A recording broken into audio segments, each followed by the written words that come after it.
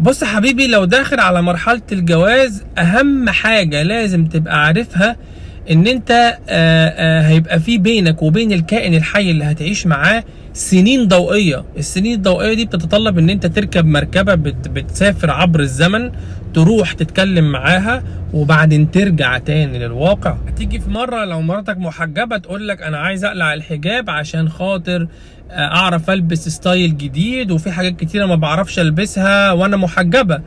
فانت كشخص عندك ديمقراطيه في العلاقه واداره البيت، هتقول لها طب خلاص يا حبيبتي، بغض النظر عن الحلال والحرام مش قصتنا، هتقول لها طب خلاص اوكي، لو انت عايزه شايفه انك ممكن تقلعيه وشوفي نفسك وجربي. هتيجي تلاقي هي نزلت مره التانيه التالته وبدات بقى تقول لك ايه ده، هو انا مش فارقه معاه ولا ايه، هو ازاي سايبني كده، علل. فانت لازم تكون عارف ان اجابتك في الموقف الاولاني ما كانش ينفع